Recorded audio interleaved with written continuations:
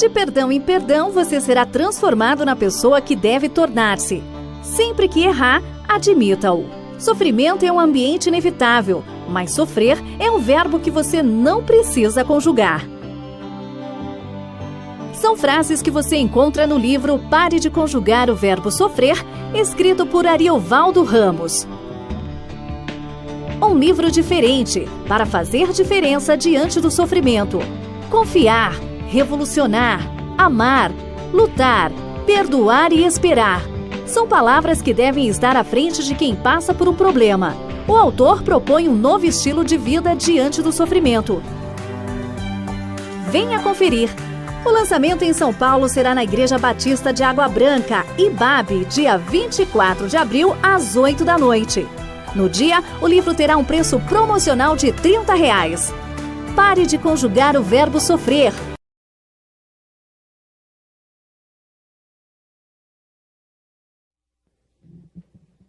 Graça e paz. Gostaria de convidá-los e convidá-las a Marcos capítulo 1. Nós vamos ler do versículo 1 ao versículo 16.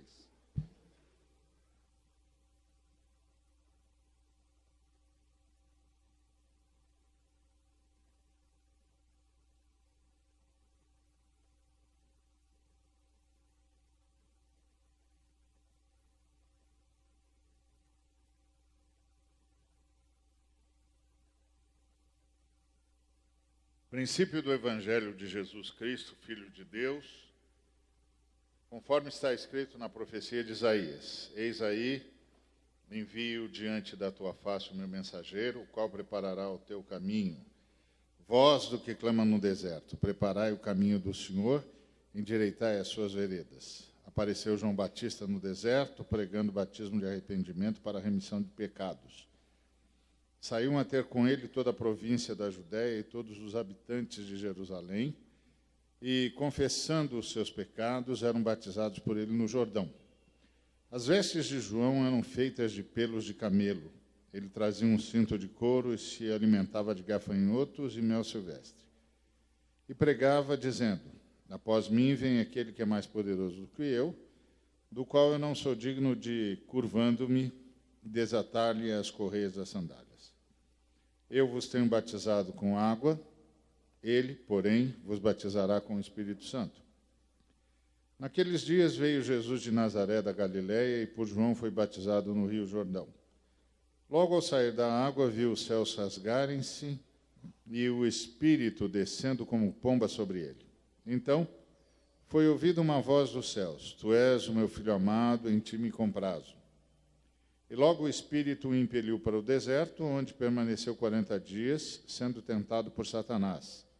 Estava com as feras, mas os anjos o serviam.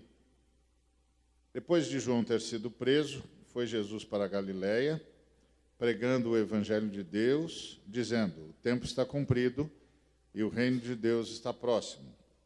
Arrependei-vos e crede no Evangelho.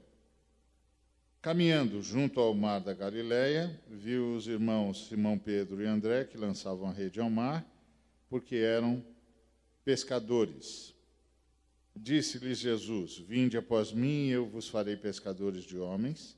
Então eles deixaram imediatamente as redes e o seguiram. Pouco mais adiante, viu Tiago, filho de Zebedeu, e João, seu irmão, que estavam no barco consertando as redes. E logo os chamou, deixando eles o barco do seu pai, com os empregados, seguiram após Jesus. Muito bom. Nós vamos conversar sobre o que significa a gente ser porta-voz da voz. A voz é Jesus e nós somos porta-vozes de Jesus. E o que isso significa? Qual é a ênfase que está aqui e o que é que nós podemos aprender com isso? Qual é a grande lição que esse texto nos passa e que nós precisamos compreender, nós que somos os pregadores do Evangelho, aqueles que vão levar a mensagem de Cristo em nome de Cristo. O texto começa dizendo: o princípio do Evangelho de Jesus Cristo, Filho de Deus, versículo 1. A palavra Evangelho significa boas notícias. Não era desconhecida no tempo de Cristo. Na verdade, ela era usada pelo Império Romano, já. Era usada para anúncios sobre movimentos do Império Romano, por exemplo, nascimento do herdeiro de César, ou mais uma vitória de César, por exemplo.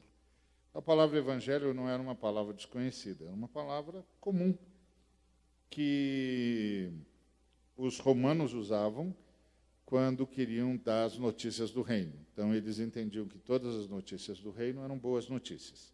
Cristo redefiniu o termo ao usá-lo para anunciar-se a si mesmo como o grande evento da história humana.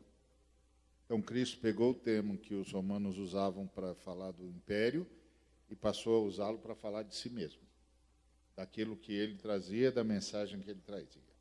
A partir de Jesus, boa notícia não tinha mais nada a ver com os poderosos. Para os romanos, boa notícia tinha a ver com o poder de Roma. A partir de Jesus, boa notícia não tinha mais nada a ver com os poderosos. Não tinha mais nada a ver com os que exercem domínio sobre os povos, seja domínio político, seja domínio econômico, ou seja domínio religioso. Boa notícia não tinha mais nada a ver com poder.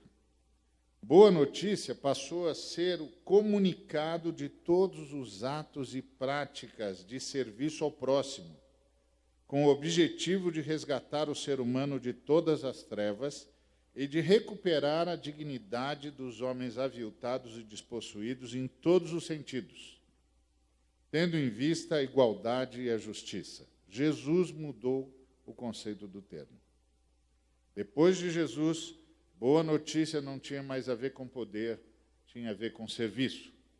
Boa notícia era o comunicado de todos os atos e práticas de serviço ao próximo com o objetivo de resgatar o ser humano das trevas e de recuperar a dignidade dos despossuídos, dos aviltados em todos os sentidos, tendo em vista a igualdade e a justiça. E a primeira lição que nós temos é de que nós temos de enfrentar todas as formas de império, opondo ao padrão do poder o novo padrão, que é o padrão do serviço.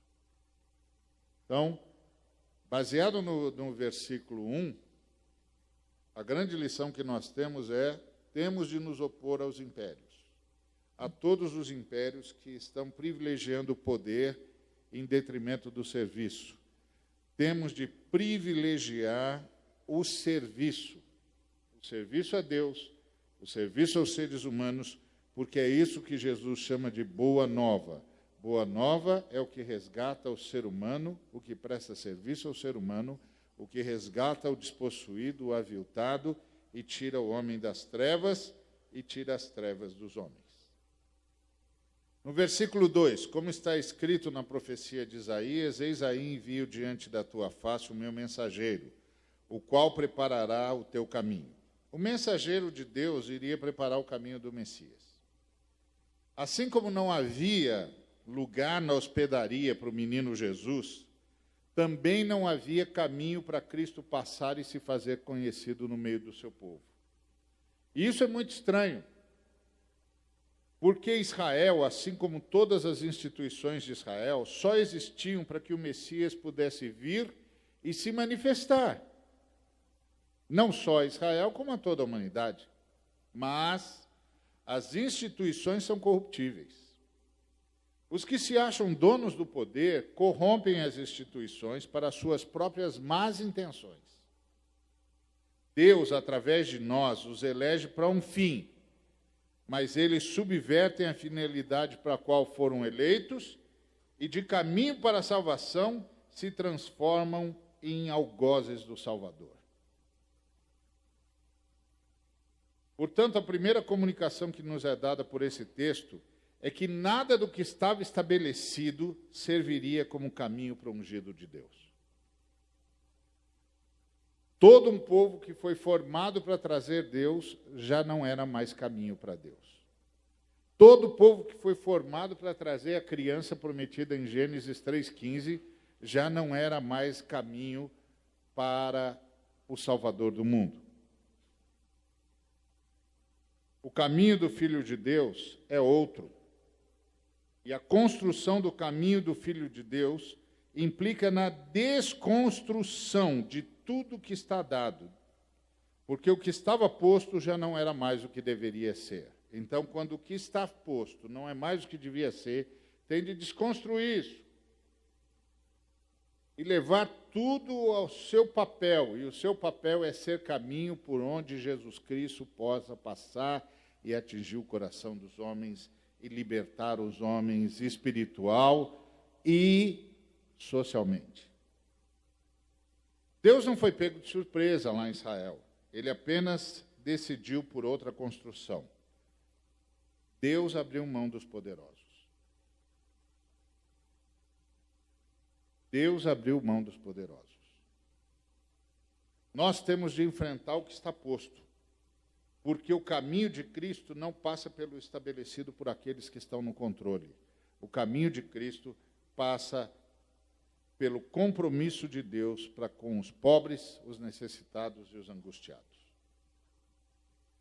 Voz do que clama no deserto, diz o versículo de número 3. Preparai o caminho do Senhor, endireitai as suas veredas. Quem está no deserto e que precisa de voz, de porta-voz? Deus. Quando João Batista disse, eu não sou o que você está esperando, eu sou a voz do que clama no deserto, ele não disse, eu sou o que clama no deserto. Ele disse, eu sou a voz daquele que está clamando no deserto. Quem que está clamando no deserto? Deus. Por quê? Porque Deus mudou de endereço, Deus saiu do templo. Lucas explica no capítulo 3 de seu livro que o templo tinha se corrompido.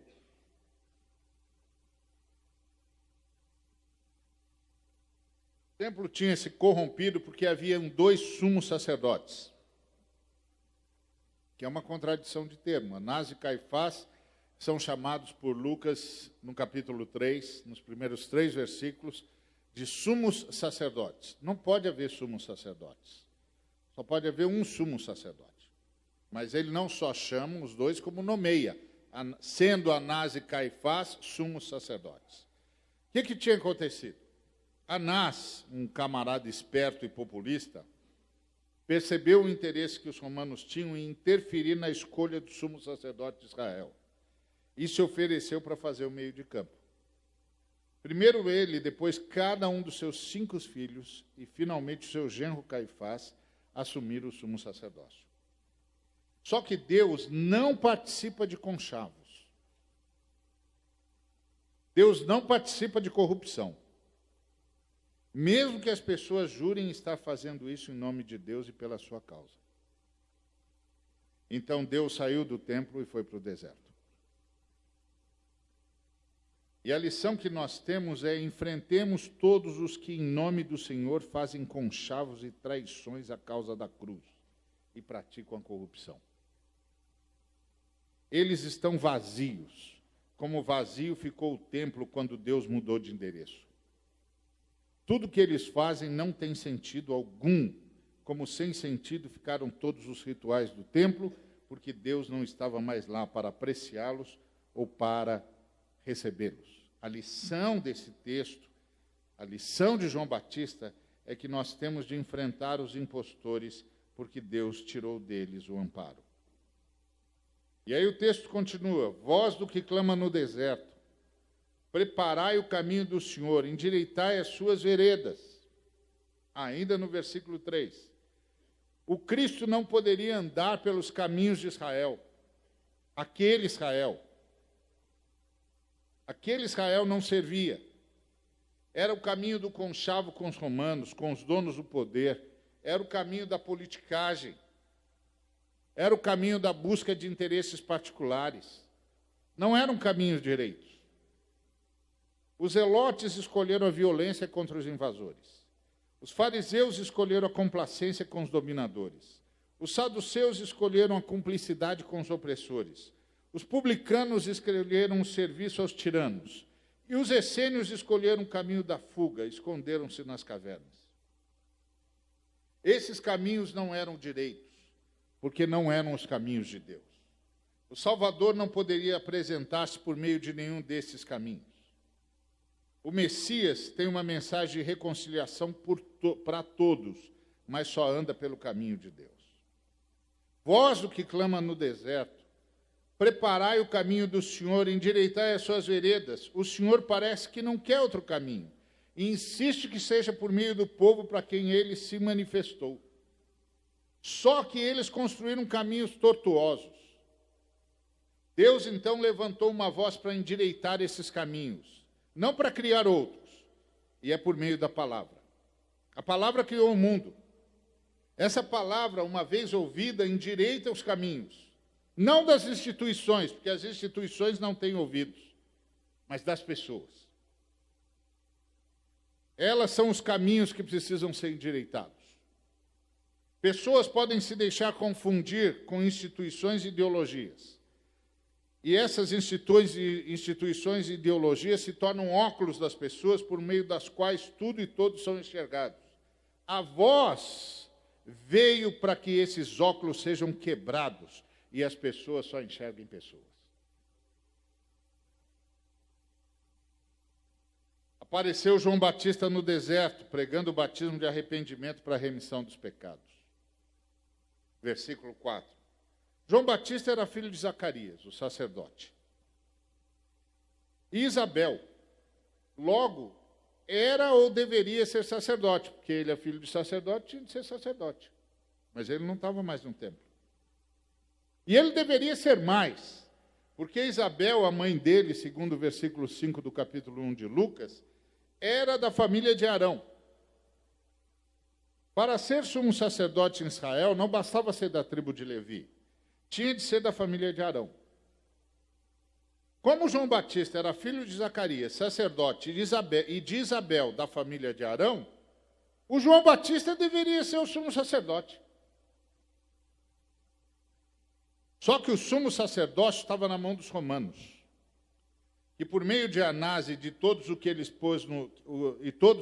pôs no ofício, estavam a serviço do império e tomaram o templo. Quando os romanos tomaram o templo, Deus foi para o deserto e levou o seu sumo sacerdote com ele. Façamos como João Batista. Deixemos-nos levar pelo Senhor para o deserto, onde ele se encontra, e deixemos-nos ser a voz daquele que do deserto clama. Recusemos-nos a participar dessa vergonha que expõe o nome de Cristo ao ridículo. Denunciemos que o império, que deveria ser a igreja, se uniram para expoliar o pobre. Saíam a ter com ele toda a província da Judéia, todos os habitantes de Jerusalém, e confessando seus pecados, eram batizados por ele no Rio Jordão. Versículo 5. Anás tinha sujado o templo, negociando com os romanos. Ele foi o primeiro sumo sacerdote dessa safra de corruptos. Depois, cada um dos seus 5 filhos foram sumos sacerdotes. E, finalmente, veio o seu genro Caifás. Ele, porém, permanecia nos bastidores, puxando as cordinhas. O sumo sacerdote de Deus, João Batista, apareceu no deserto. A mensagem dele não permitia acordo. Todos os envolvidos nessa impostura, os protagonistas e os omissos, o que incluía todos os outros, só tinham uma saída: confessar os pecados e renovar, por meio do batismo, o seu pacto de obediência com Deus. Todos os que davam ouvidos a João não tinham escolha. Tinham de romper com o templo e com o império. Estava pronto o caminho para o Cordeiro construir o templo vivo. Porque o templo vivo é que é o agente de Deus, que é o agente do reino de Deus e que destrói o sistema que é contra Deus. Ouçamos João para viver Cristo. Rompamos com o institucionalismo e com o império de Mamon, que através do mercado impõe o seu culto àqueles que deviam cultuar só a Deus. As vestes de João eram feitas de pelos de camelo. Ele trazia um cinto de couro e se alimentava de gafanhotos e mel silvestre. Versículo 6. João vestia-se como o profeta Elias, cujo retorno ministerial representava ele mesmo. Ele representava Elias, ele era o retorno ministerial de Elias. Uma vez que João era o cumprimento da profecia de que Elias viria antes para converter o coração dos pais aos filhos, como está no versículo 17 do capítulo 1 de Lucas.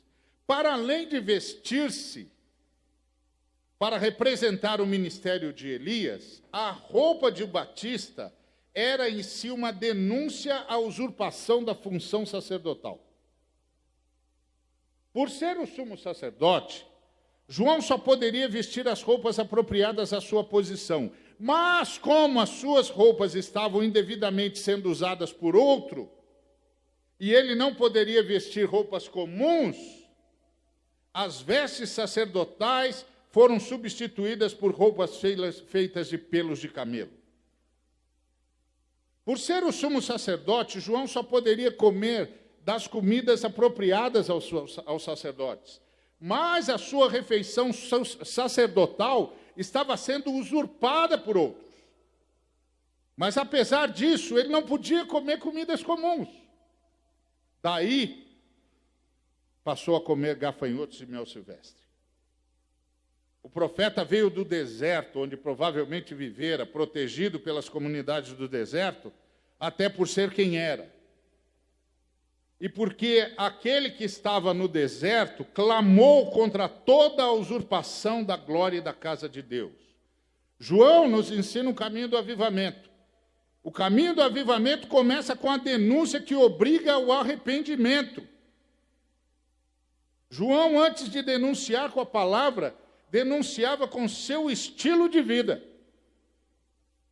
Eis o caminho. Andemos nele.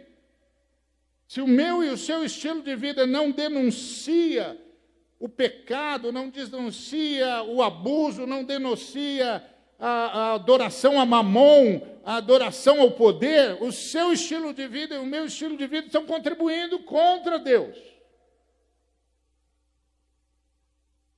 E pregava João: após mim vem aquele que é mais poderoso do que eu, do qual não sou digno de, curvando-me, desatar-lhe as correias das sandálias. João veio para anunciar quem era o Messias, assim como para preparar o povo para recebê-lo.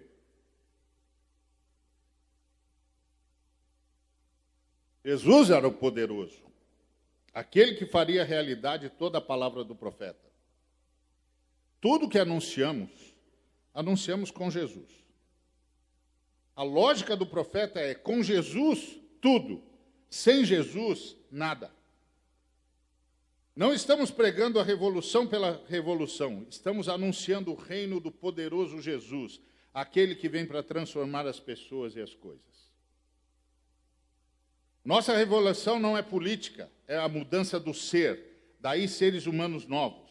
É a mudança do se entender, daí nova forma de encarar e de viver a sociedade. É a mudança do fazer, daí nova política, nova economia, nova relação com o meio ambiente, novo modelo de desenvolvimento. Essa revolução só é possível com Jesus, porque é Ele quem dá sentido a tudo. E só Ele tem o poder para a execução deste plano de retomada da história. Pela sinalização do reino de Deus, que enquanto altera a história, denuncia a chegada do fim da mesma com a chegada do novo céu e da nova terra. Nossa missão é demonstrar que o poderoso reino de Deus já está entre nós, pela provocação de uma mudança na realidade, por meio das nossas boas obras que só se expliquem por essa presença entre nós. Como disse o Carlinhos, boas obras que façam as pessoas darem graças a Deus por essa gente estar aqui. E o texto continua: e vos tenho batizado com água, disse João, ele, porém, vos batizará com o Espírito Santo. João chamou os seus contemporâneos para acertar a vida com Deus, para reassumir o compromisso para com ele. Jesus trouxe o poder para que o compromisso assumido não fosse mera formalidade. O Espírito Santo é a pessoa que revoluciona a vida da gente, tornando-nos aptos a viver segundo o compromisso assumido com o Pai. O Espírito Santo, assim, nos torna revolucionários, nos dando as condições necessárias para sermos agentes de mudança na sociedade em que vivemos.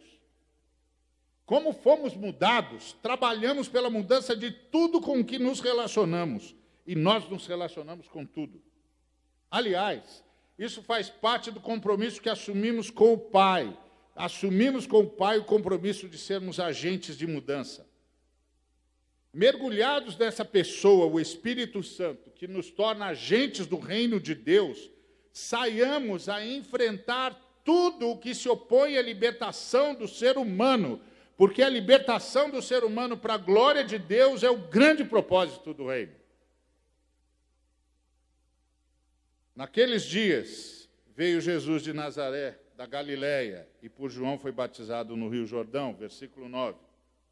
Jesus começou como todos os outros, assumindo publicamente seu compromisso com Deus e com a vontade de Deus. E por isso ele submeteu o seu batismo.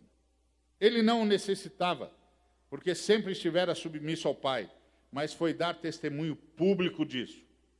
Ele não estava lá se representando. Ele representava toda a humanidade, pois uma vez que ele era o último Adão, ele foi deixar público o que o primeiro Adão não conseguiu, que ele estava submisso ao Pai. Quando ele foi batizado, a partir de sua própria iniciativa, de ir e se posicionar em estado de submissão ao Pai, todos aqueles que nele foram incluídos, gente que só se entende a partir da humanidade nova, que é fruto da inclusão em Cristo, foram batizados com ele, porque nele estavam. Estavam nele desde a eternidade. Porque tudo o que se fez e o que se fará foi feito na eternidade. Mas foram incluídos na história, porque na história, não tinham nascido nele. Nasceram no primeiro Adão. No entanto, o último Adão veio para que o Eterno, num movimento impressionante, rearranjasse a história, sustentando o futuro e reescrevendo o passado, de modo que os que nasceram no primeiro Adão nascessem no último Adão, como se o primeiro Adão não tivesse nem existido. Nascemos no último Adão, no qual fomos depois incluídos, para, mudando o presente, construir um novo futuro, que a eternidade já sabe que, libertos na liberdade de Cristo, construiremos. Logo ao sair da água, viu os céus rasgarem-se e o Espírito Santo descendo como pomba sobre ele. Rasgar é um ato de violência. Passa a impressão de alguém ávido por sair daquilo que o aprisionava, e que na oportunidade que tem, escapa rasgando o que lhe impedia. E o que impediria o Espírito Santo de pousar sobre a humanidade para libertá-la e para capacitá-la para ser o que foi criada para ser? A insubmissão humana. Jesus, quando em nome da humanidade submete-se através do batismo de João, tira o impedimento que aprisionava nos céus o Espírito Santo. Jesus traz o Espírito Santo para a terra de uma forma como ele ainda não tinha vindo. Assim, como após o batismo, Jesus estava pronto pela unção do Espírito para deflagrar a libertação da humanidade, nós, sob a unção de Jesus, estamos prontos para ser agentes de nossa libertação em todas as dimensões, para levar a palavra e a prática da libertação a todos os nossos semelhantes e a toda a criação. Então foi ouvida uma voz do céu: Tu és o meu filho amado, em ti me comprazo. Esse é o filho que alegra o Pai. É o filho que se prontifica a, submisso ao Pai, por amor, levar a cabo a vontade do Pai. Quando o Pai diz sobre o Filho que este lhe dá alegria, estava falando de Jesus de Nazaré, mas também de todos os que, em Jesus de Nazaré, a partir de Jesus de Nazaré, se submeteriam ao batismo, a partir do seu significado, para serem tornados agentes de transformação da realidade e de sinalização do reino de Deus presente neles e entre eles. A nova humanidade que surge em Cristo é esse Filho que alegra ao Pai. É a humanidade nova no seu relacionamento para com o Pai, com o próximo, com a criação e com a história. É a humanidade com uma missão, cooperar com a implantação do reino de Deus, pela sinalização, através da pregação e das boas obras. Assim como disse Pedro, apressando a volta de Cristo, que vai implantar o reino de modo final e definitivo. Cada membro dessa nova humanidade tem de conscientemente se engajar nessa dinâmica de transformação da história, preparando-a para a volta de Cristo, de modo que Jesus, em sua volta, não só encontre o Filho que agrada ao Pai, como encontre uma realidade mais próxima da vontade de Deus. O Filho que agrada ao Pai interfere na história, corrigindo-a à luz do reino de Deus. E logo o Espírito o impeliu para o deserto, onde permaneceu 40 dias, sendo tentado por Satanás. Estava com as feras, mas os anjos o serviam. Versículos 12 e 13. Não há como ser agente de transformação sem enfrentar a realidade do mal. O mal está em nós, mas também fora de nós, e precisa ser enfrentado. Enfrenta-se o mal resistindo o mal. A maldade em nós e os seres malignos fora de nós tentam atrair-nos ao egoísmo e ao individualismo. Cair na tentação é inviabilizar a vida comunitária, porque a gente tende a se pensar como centro do universo. E mais, a achar que é o único sujeito que tem direito. Foi a concessão ao mal que levou à construção desse sistema que exclui e gera gente na miséria e arranca dos seres humanos a dignidade. Jesus enfrentou o maligno no deserto e o venceu resistindo. Jesus o enfrentou na cruz e o derrotou na ressurreição. Temos de decididamente enfrentar o mal. Graças a Cristo, é possível derrotar o mal na história. Derrotar o mal em nós é resisti-lo pelo poder da cruz, entregando ao Espírito Santo o controle da nossa vida, para que ele nos transforme em gente como gente deve ser, em gente como Jesus de Nazaré. Derrotar o mal na sociedade é levá-la a pautar os seus relacionamentos políticos e econômicos ao modelo que a torne o mais parecido possível com o reino de Deus, onde a justiça corre como um ribeiro que nunca seca. E logo o Espírito o impeliu ao deserto. Foi o Espírito Santo quem o levou ao confronto com o mal. Antes que o maligno desafiasse Jesus, o Espírito Santo o levou a desafiar o adversário. A gente ora para que o Senhor nos livre do mal e está correto. Foi Jesus quem ensinou-nos a orar assim na chamada oração do Pai Nosso. Mas livrar-nos do mal não significa livrar-nos do confronto com o mal, e sim livrar-nos de que o mal tem algum espaço em nós. Quando Jesus disse, vem aí o príncipe desse mundo e ele nada tem em mim, João 14:30, era isso que ele estava dizendo. Que nele o adversário não encontrava nenhum espaço para fomentar a sua rebelião. Deus nos dá força para realizar o maior de todos os milagres, enfrentar os agentes do mal.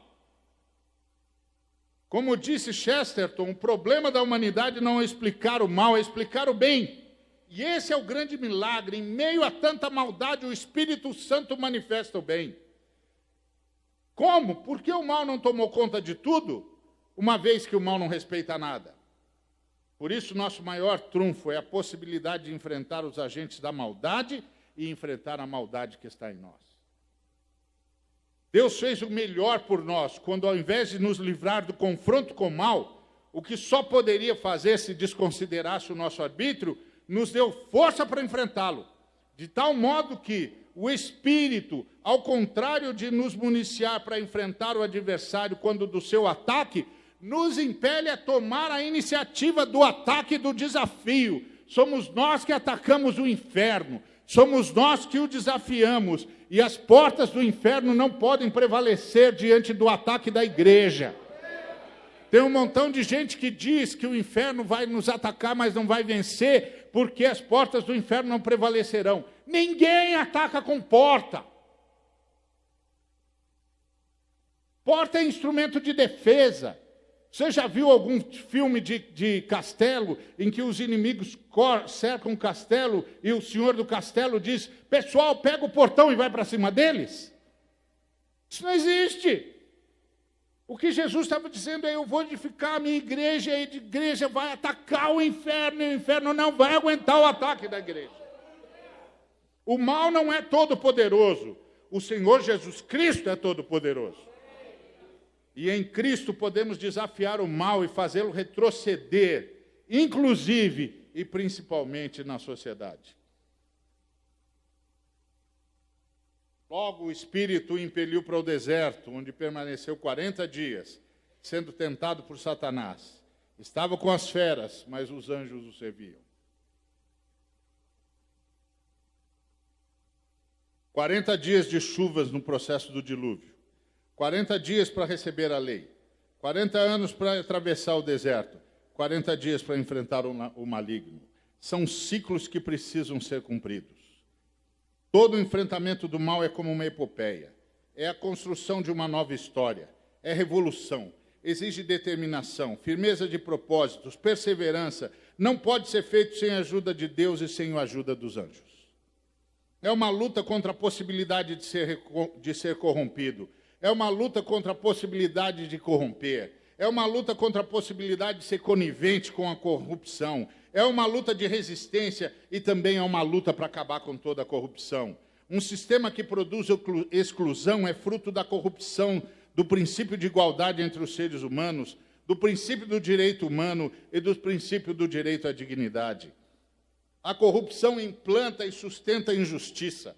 Ao vencer todas as possibilidades de participar de qualquer forma de corrupção, a gente deixa o mal sem espaço. Lutar pela mudança da sociedade é lutar para que a maldade não encontre mais nenhum espaço entre as pessoas e nem nas pessoas. Isso tem de começar por nós. Depois de João ter sido preso, foi Jesus para Galiléia pregando o Evangelho. Depois de enfrentar as forças espirituais da maldade, Jesus começou a enfrentar os agentes humanos da maldade. João fora preso por Herodes, representante do Império Romano. O Herodes queria agradar o imperador romano, era um déspota, um tirano, e foi enfrentado por João e por sua mensagem anunciando o juízo de Deus contra todos os opressores, seja porque ele afrontou por causa do seu pecado contra a lei de Deus e a moral de Israel. Então, ele mandou João ser preso e depois assassinou João. Jesus, como quem percebe a mudança de clima e a formação de um ambiente perigoso para qualquer movimento de resistência e de protesto, muda para Galiléia. Da Galiléia dos gentios, Jesus começa a pregar como João, tornando o profeta numa voz que não pode ser calada. Da Galiléia dos gentios, Jesus continua a pregar como João, tornando o profeta numa voz que não pode ser calada. A voz daquele que clama do deserto não poderia ser calado por um ato de violência. Deus continuaria falando. A estratégia de Jesus lhe permite, nas barbas de Herodes, a continuar o que este estava tentando calar. Jesus usou a autoridade da palavra para vencer o tentador e agora usava a estratégia para se contrapor aos agentes humanos da mesma maldade, soube discernir suas naturezas e, portanto, a forma de atacar cada uma delas.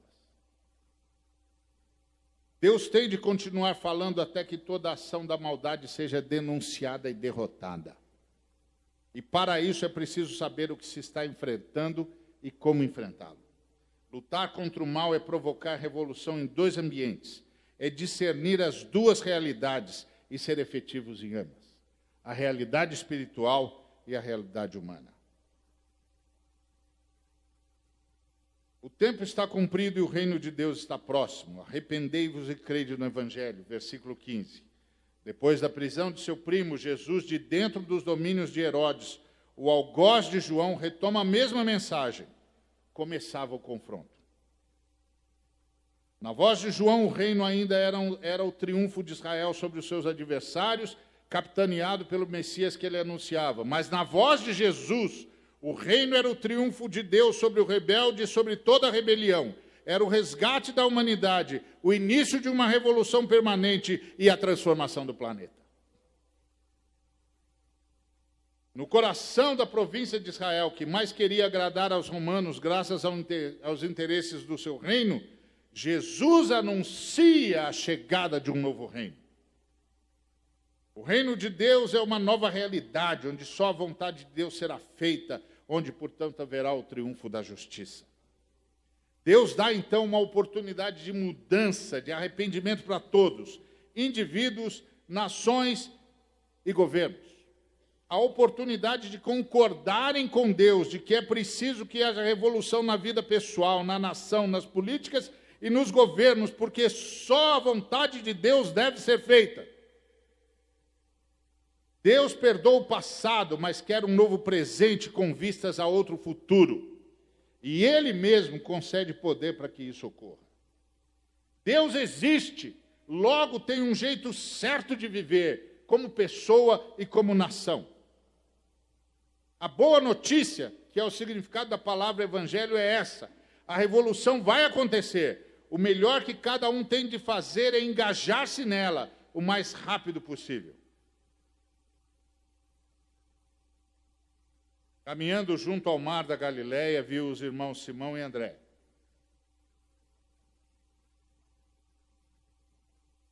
E lançavam ao rede ao mar, porque eram pescadores. Disse-lhes: vinde após mim, eu vos farei pescadores de homens. Então, eles deixaram imediatamente as redes e o seguiram.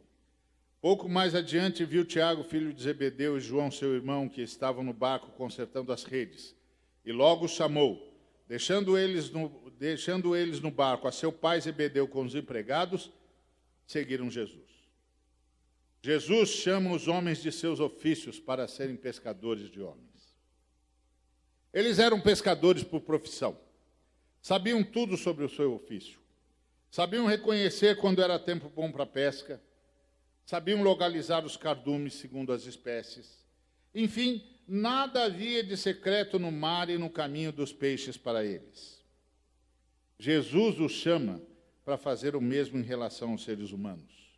Conhecê-los como conheciam aos peixes e ao seu habitat. Agora eles vão pescar pessoas. E há que conhecê-las.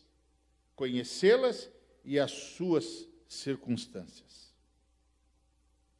Então Jesus, antes de tudo, chama pessoas para serem seus alunos, com o objetivo de os apresentar aos seres humanos e de lhes ensinar sobre a sua própria espécie,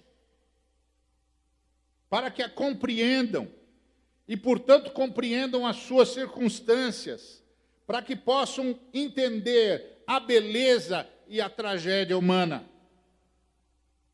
Essa é a missão. Trazer as pessoas desta angústia para a possibilidade da beleza plena como indivíduos e como sociedade. Jesus os chama para serem solidários, para se reconhecerem no próximo e por ele se responsabilizarem, para se verem como parte da grande comunidade humana. Nesse chamado não tem mais etnocentrismo, não está mais situado num povo. Eles agora são pescadores humanos, pescadores de homens, de todos os membros da única raça que existe, a raça humana. Os alunos de Jesus serão capazes de reconhecer os seus semelhantes em sua dor, em seu sofrimento e em suas circunstâncias. Os alunos de Jesus, pela graça, pescarão pessoas da situação em que se encontram para que sejam tornados protagonistas da sua própria história e agentes da mudança mudança das circunstâncias que geraram ou nas quais foram aprisionados. Sem novo ser humano não há mundo novo. Os que se esqueceram disso levaram uma surra da história.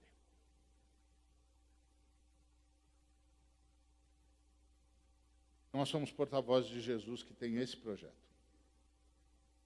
Nós não estamos aqui para ter os nossos projetos. Estamos aqui para fazer tudo que o poder do Espírito Santo nos permite pelo projeto de Jesus. Nós não estamos aqui para exercer poder, estamos aqui para exercer serviço. Nós não estamos aqui para cooperar com a escravidão dos homens, mas para promover libertação. Nós somos os agentes do reino de Deus.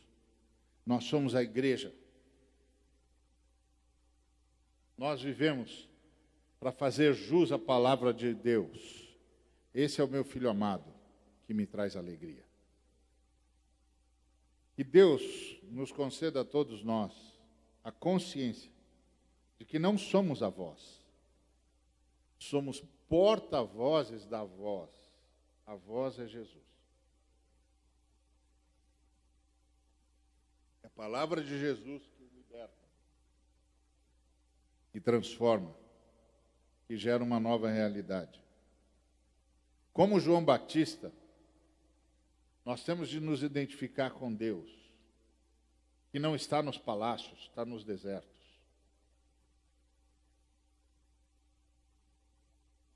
Como João Batista, temos de ter um estilo de vida que denuncie a extravagância dos homens, a injustiça dos homens.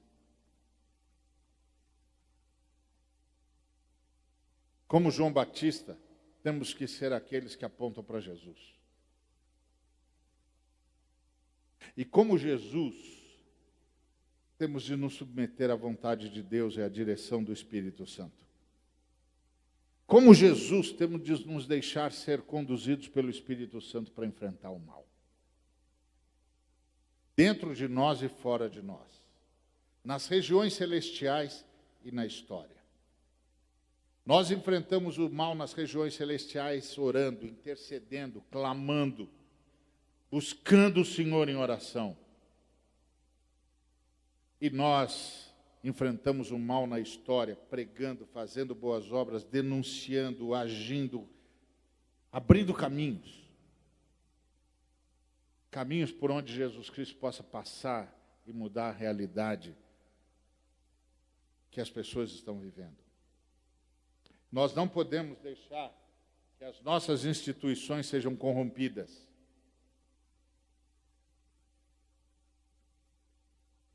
Nós não podemos deixar que as nossas instituições se pareçam com as instituições de Mamon, o Deus das riquezas. Porque nós não servimos a Mamon.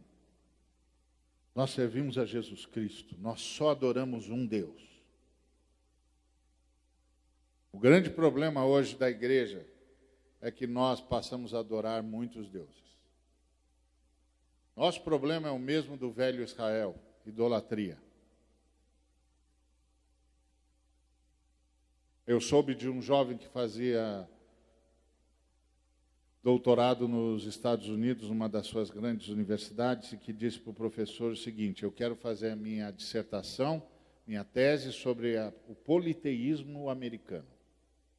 E o professor disse: você não vai conseguir fazer isso porque os americanos são monoteístas. Ele disse: me dá 3 meses para eu pesquisar.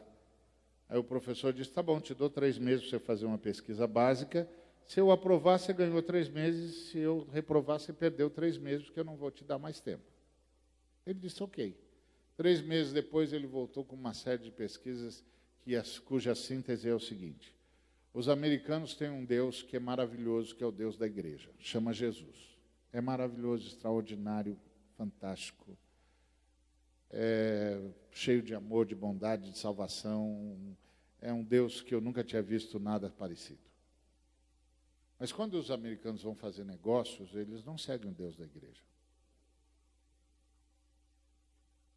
Eles seguem outro Deus, porque eles não usam os critérios do Deus da igreja.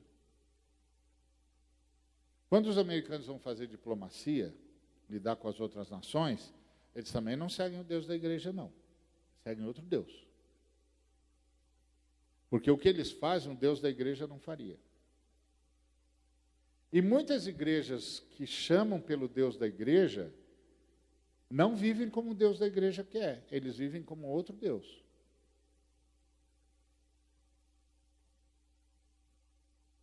E mesmo na casa dos americanos estão divididos. Tem casa de americanos que eles até seguem o Deus da igreja. Mas tem casas deles que eles não seguem, não. Eles invocam na igreja, mas na casa deles eles não seguem, não. Aí o professor disse, bom, mas o fato deles não seguirem o Deus da igreja não significa que eles não estão, que eles estão adorando outro Deus. E aí o jovem disse, professor, eu vim de uma cultura onde a gente aprendeu o seguinte: o ser humano é um ser que adora. O ser humano é um ser frágil. Então, tudo que o ser humano faz, ele precisa de ajuda de um Deus. Então, ele faz a coisa de tal maneira que ele agrade o Deus de quem ele precisa de ajuda. Porque ele não pode fazer sozinho. O ser humano é frágil, é mortal, então não pode fazer nada sozinho. Ele não pode fazer uma coisa que irrite um Deus sem ele estar apoiado por outro. Então, ele vai fazer negócio, ele invoca um Deus dos negócios, para o Deus do negócio protegê-lo em relação aos outros deuses. Ele vai fazer diplomacia, ele chama o Deus da diplomacia lá, para o Deus da diplomacia sustentá-lo, ajudá-lo em relação, porque ele é fraco, se ele for por conta e por risco, ele não aguenta. A diferença entre o nosso povo e o seu povo, disse ele ao professor, é que o nosso povo dá nome a todos os deuses, e vocês só dão nome ao Deus da igreja. Está acontecendo entre nós, amados, é que nós viramos idólatras. Nós temos muitos deuses. Nas coisas mais simples, quando uma família cristã, alguém numa família cristã, pega copo fora do lugar e diz, quem foi que deixou esse copo fora do lugar? Que Deus que a pessoa está adorando? Não é o Deus Jesus Cristo.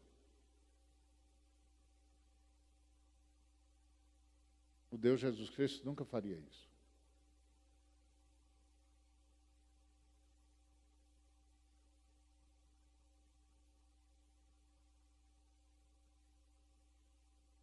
Quando o marido,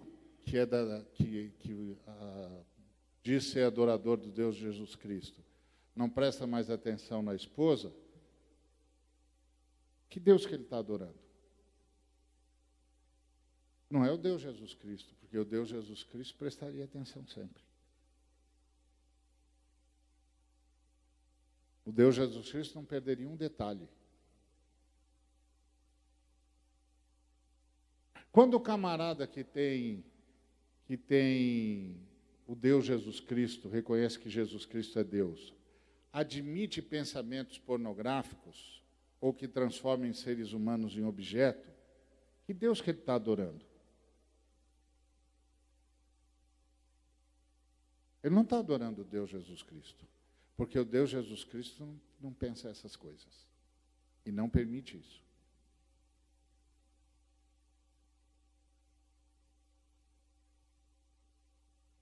Deus mandou João Batista porque nas instituições de Israel, que uma nação que só existia para trazer Jesus Cristo para a terra.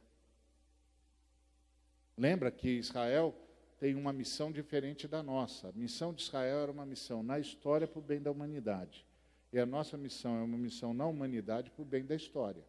A missão de Israel era trazer Jesus Cristo para dentro da história. A criança foi prometida em Gênesis 3,15 e tem de nascer em algum lugar. Lá na pequena Belém e Efrata. Então eles tinham de ir para uma terra e ficar lá.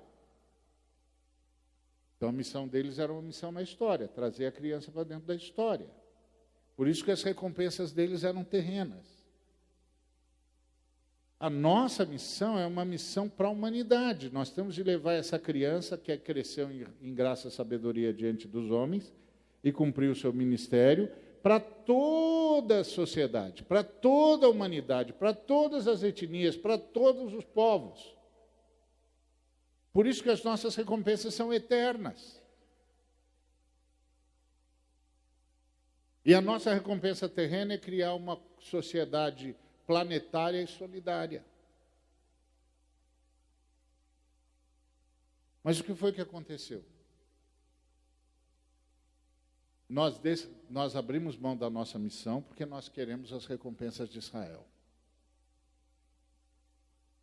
Então nós começamos a pregar as recompensas de Israel. Só que as recompensas de Israel era para ele trazer a criança, para eles trazerem criança. E agora, nos nossos lábios, as recompensas de Israel viraram culto a Mamon.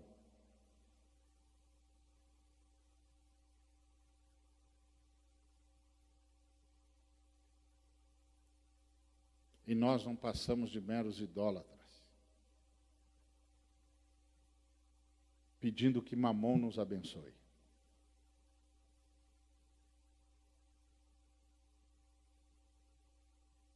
Não tem caminho para Jesus por aí. Não tem caminho para Jesus por aí. Como Israel do passado, que não conseguiu receber Jesus com honra, nós também não conseguimos mais deixar Jesus passar com a honra que lhe é devida. Precisamos rever isso, irmãos. Rever a quem eu estou adorando quando faço o que estou fazendo. A quem eu estou adorando quando peço o que estou pedindo. Cultos de oração, parece que a gente está no serviço de atendimento ao cliente, setor reclamação. Pessoas elogiam Jesus, mas no final dizem: o senhor não está fazendo o seu trabalho direito, porque as coisas que eu pedi o senhor não me deu.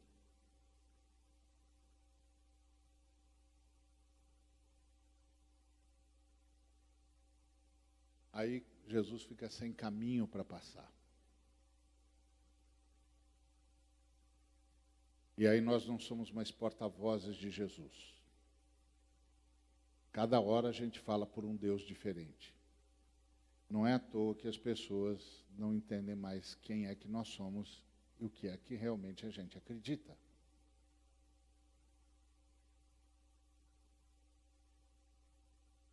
E aí fica difícil. O nosso caminho tem de ser o caminho do arrependimento.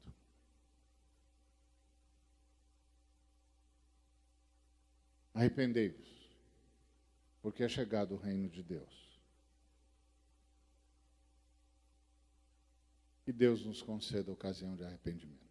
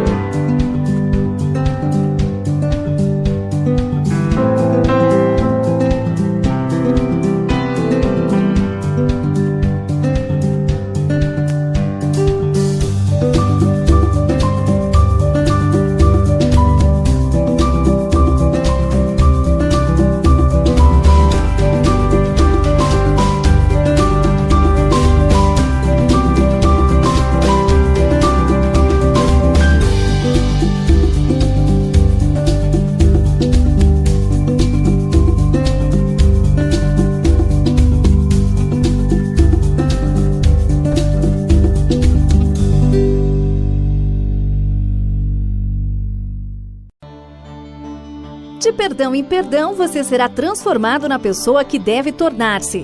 Sempre que errar, admita-o. Sofrimento é um ambiente inevitável, mas sofrer é um verbo que você não precisa conjugar. São frases que você encontra no livro Pare de Conjugar o Verbo Sofrer, escrito por Ariovaldo Ramos. Um livro diferente para fazer diferença diante do sofrimento. Confiar, revolucionar, amar, lutar, perdoar e esperar. São palavras que devem estar à frente de quem passa por um problema. O autor propõe um novo estilo de vida diante do sofrimento. Venha conferir. O lançamento em São Paulo será na Igreja Batista de Água Branca, IBAB, dia 24 de abril, às 8 da noite. No dia, o livro terá um preço promocional de R$ 30. Pare de conjugar o verbo sofrer.